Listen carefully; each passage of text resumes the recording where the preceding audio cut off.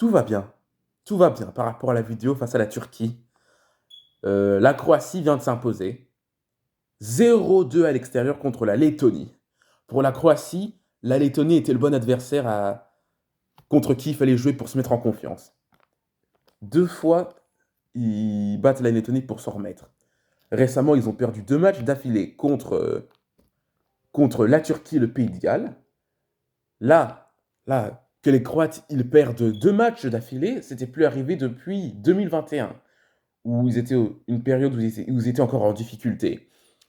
Là, quand même, quand tu perds face au Pays de Galles, une équipe qu'ils te bat de la même manière que toi-même tu l'as battu, car en 2019, ils avaient gagné 2-0, puis ils ont pris un but, puis là, 4 ans après, c'est l'inverse. Le Pays de Galles gagne 2-0 et il marque un but après, et le score ne bouge plus après. Donc là, quand on perd contre des équipes que tu as toi-même battues quand tu avais une génération dorée, là, il y a des questions à se poser. Qu'est-ce qui se passe? L'équipe est en crise, là. Face au Pays de Galles, à quoi s'attendait Dalic en faisant monter Vida? Parce que justement, Vida est présent sur le deuxième but gallois. Donc là, l'équipe n'allait pas. Mais là, nous ne parlons pas de ce match face au Pays de Galles, nous parlons de cette victoire contre la Lettonie. Et ça faisait 2 matchs qu'ils n'avaient pas gagné, inexplicablement. Et là, ces buts de Lovro Mayer à la 7e minute et Kramaric à la 16e minute font du bien. Merci à ces deux-là. Qu'ils soient bénis. Que Dieu vous bénisse. Ah oui, donc je l'ai dit, la Lettonie était le bon adversaire contre qui il fallait se mettre en confiance pour la Croatie. Et avant que ce match ait lieu, l'autre match du groupe aujourd'hui, il y avait Arménie-Pays de Galles, et décidément, le bourreau du Pays de Galles a été l'Arménie, car l'Arménie, après avoir créé l'exploit en les battant 4-2, l'Arménie a créé l'exploit. L'Arménie a cette fois-ci tenu en échec le Pays de Galles 1-1. Voilà, c'est le Pays de Galles qui a égalisé sur un but contre son camp. Bon, c'était assez stupide, mais bon, malgré ça, bah, le Pays de Galles décroche 1 point en plus. Pareil pour l'Arménie, donc le Pays de Galles n'a que 11 points. Et ce match nul a vraiment fait l'affaire de nos amis croates, car ils ont profité de ce match nul pour décrocher les 3 points. Donc ils ont maintenant 13 points. Ils sont maintenant à 13 points derrière la Turquie et ils repassent devant le Pays de Galles.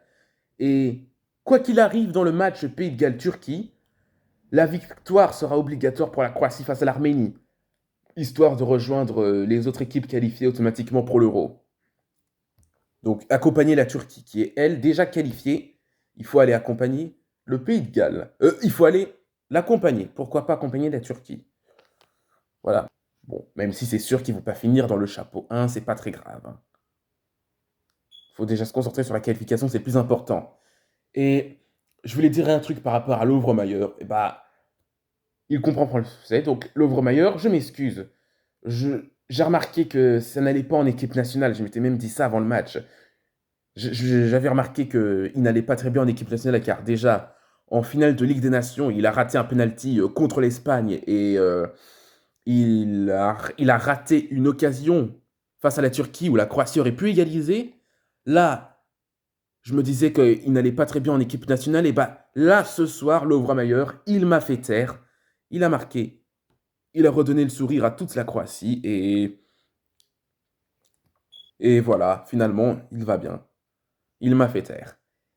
Et Kramaric fait de même en marquant le deuxième but. Voilà. Donc, Kramaric ne m'a pas fait taire. Lui, je trouve qu'il est très bon, mais quand je dis qu'il fait de même, c'est redonner le sourire aux Croates quand je dis qu'il fait de même. Voilà, donc la Croatie qui a donc 13 points et qui récupère cette deuxième place. Maintenant,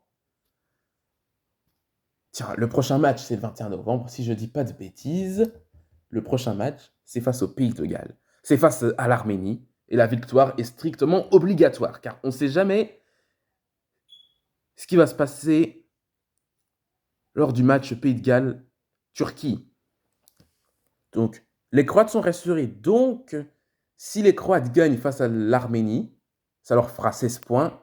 Et si le Pays de Galles gagne face à la Turquie, ça leur fera 14 points. Donc, si la Croatie gagne, elle sera qualifiée quoi qu'il arrive dans le match Pays de Galles-Turquie. Si, bien évidemment, la Croatie gagne, elle sera qualifiée. Quoi qu'il arrive dans le match Pays de Galles-Turquie, s'il gagne. Bon, désolé si je me répète, je répète beaucoup la même chose. Ça m'arrive. Voilà, donc si c'est correct, personne s'est encore qualifié aujourd'hui. Mais ça peut être le cas des Pays-Bas s'ils jouent contre l'Irlande. S'ils gagnent contre l'Irlande, ce soir.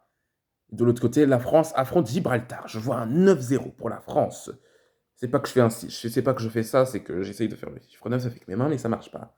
Avec ma main, et ça marche pas. Voilà. Parce que j'ai pas 3 mains, donc je peux pas faire ça. Plus ça, bon, c'est pas grave. Donc je vois un 9-0 pour la France. Et une chose à savoir, vous le savez, mais l'Irlande doit espérer perdre ce soir.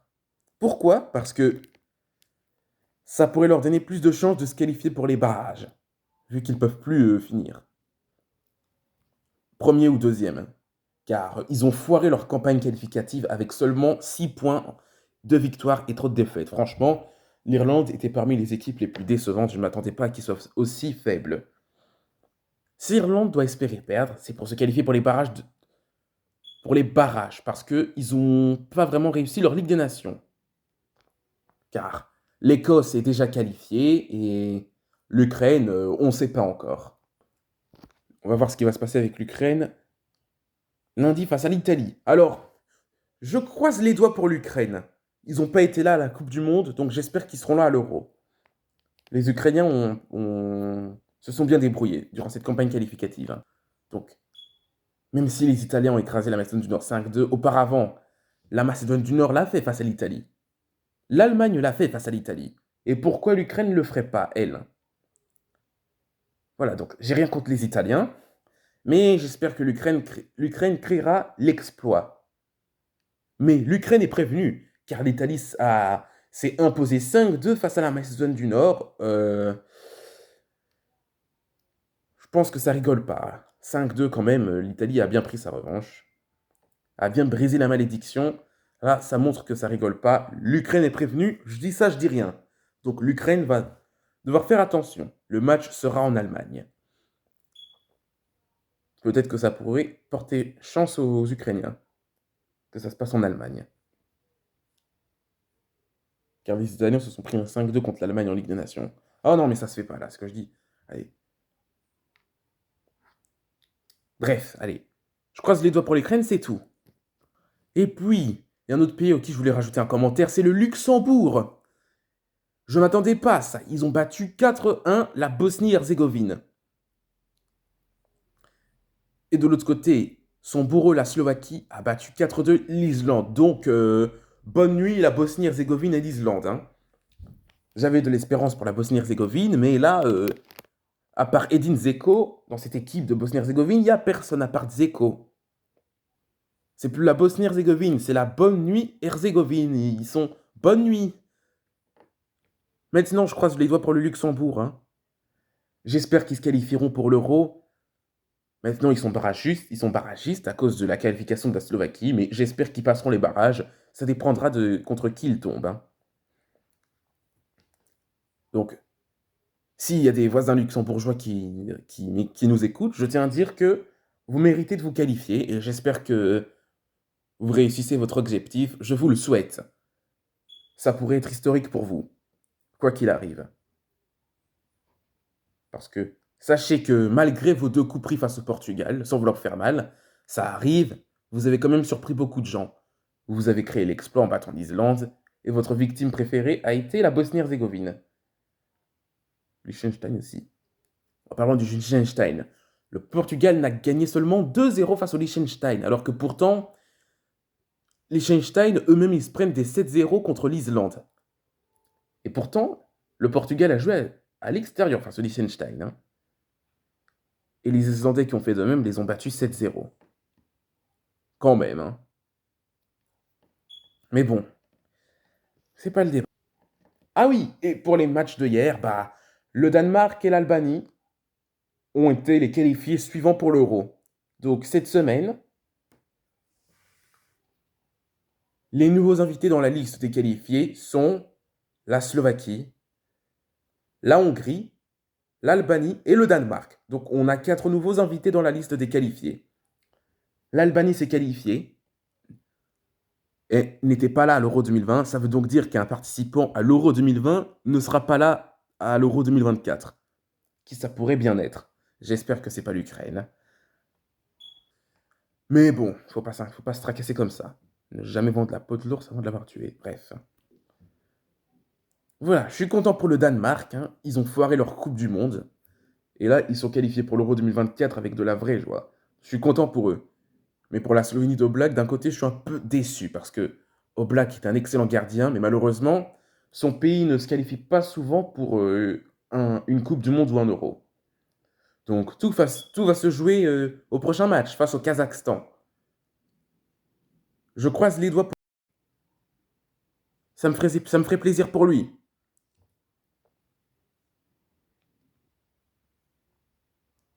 Allez, et maintenant, les matchs qui vont tout de suite arriver, c'est France-Gibraltar dans 5 minutes.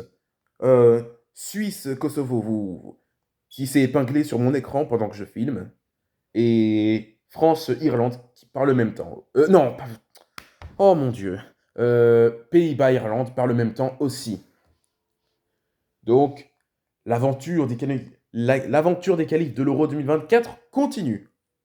Voilà. C'était le débrief de Lettonie-Croatie, mais j'ai parlé des autres équipes, mais c'est pas grave. Donc, bonne chance à la Croatie pour ses prochains matchs. Bonne chance aux vice-champions du monde de 2018 et demi-finalistes de 2022 et finalistes en titre de la Ligue des Nations. Bonne chance aux Croates pour leur prochain match. Bonne chance à la Suisse, la France, les Pays-Bas, le Kosovo, l'Irlande et Gibraltar. Je vois un 9-0 pour la France. Et bonne chance aux voisins français et néerlandais. Eh bien, je suis bête pour ceux qui ne savaient pas. Allez, ciao ciao. Fin du débat.